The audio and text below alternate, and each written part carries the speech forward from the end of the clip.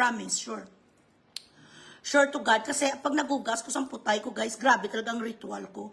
Sa loob, ginaganon ko pa nasang lactacid. Tapos sa labas, ang pinaka-finale ko, Oasis of Beauty.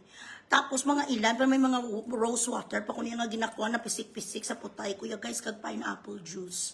Kaya kapag kinain talaga nito, kulang na nga lang, lagyan ko magic sarap. Jansen Alput Negra. Kung sino-sino na lang ginamantinir mo, ang bilat, singiloy ka pa, nasuyasi mo kay Norway, wala ka sa kalingkingan ni Norway. Si Norway, 5'8 ang height, hindi unano, hindi gasol. Ikaw bilat, singiloy mo, ka-DNA mo si Dagol, putot ka. Unano, nigra, way kaya gaputi. Bisan ano nga overdose mo, bilat, singiloy mo, sang gluto tayo, ikagapug-es. Dugangan pa nga nag-amu ka na aw, nga nagkalbo ka.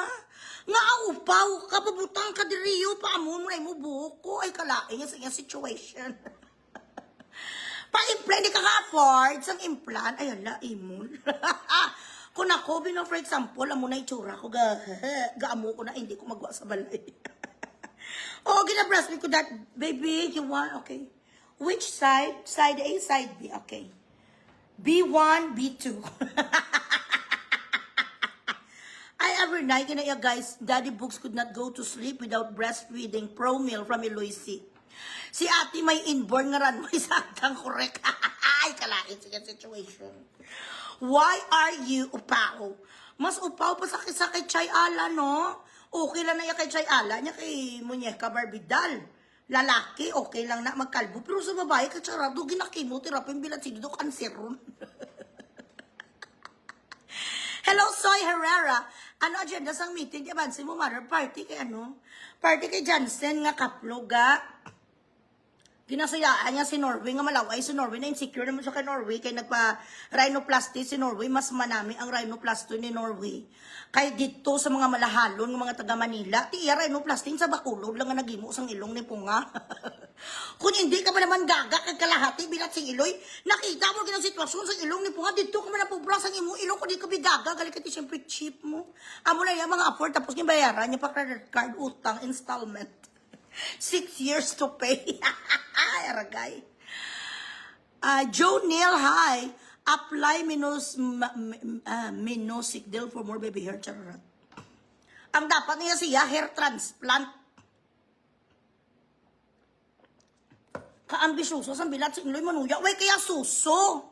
Dapat kung gusto mo, kamo nga duwa ni Bikion, si Bikion nga masahista, ang itsura sa bako kango niya nga daw si Maitami, ang inyo nga mga suso, dapat mga ganito nga size, so bilat sing iloy, tapos ang nagasup-sup sang suso.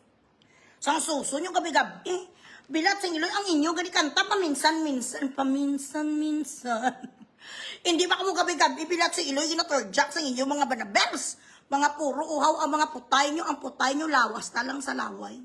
Galaway, unitsun ka muna ng ganit isa gapinger sa mga tinggil nyo, kaya wala ka mo ginapinger sa mga bana nyo. Ay, ako sa nagligal nga raw, dira lang yan sa sala for watching TV. Tapos pagkadugay-dugay si Daddy Books, na naug na naman siya sa floor. Tapos bungga na naman, ginpasakay naman, duwa ko ka-leg sa iya nga shoulders. Tapos ginkaon niya man ako nga monarchy, amuna ko na iyakaplangga ni Daddy Books, guys. Kasi alam mo, sa totoo lang mga anak, mabango talaga ang aking caps. Totoo, promise, sure. Sure to God, kasi pag nagugas ko sa putay ko, guys, grabe talagang ritual ko. Sa loob, ginaganon ko pa nasang lactacid. Tapos sa labas, ang pinaka-finale ko, Oasis of Beauty. Tapos mga ilan, pero may mga rose water, pa kunin nga ginakuha na pisik-pisik sa putay ko, ya guys, kag pineapple juice. Kaya kapag kinain talaga nito, kulang na nga lang, lagyan ko magic sarap. Lahat ng ingredients, guys, nilalagay ko sa putay ko. Kaya si Daddy Books, baby, fruit salad. Kinakapitalan ko talaga ang aking caps kasi that is the most important thing. Mahirap na kasi minsan may mga surprise mukbang tapos hindi ka prepared. Ako prepared, kuya. Mga surprise mukbang, ay baby, wait! May spray ko na, pak! Spray. Doon na yung ang ano ko, yung tubig ko sa isa kamaliit na spray. May tubig ka, pineapple doon, pak! Ready. Kasi mahirap ma-surprise ka. Lalong-lalo na ngayon may bago kaming car. Baka ano lang balay, pa-slide niya ang aking seat. Tapos imukbang ako doon, di ba? Sayang ang chance. Hindi magkaukaw ang bala ni ate sa putay ang nagagwa asay.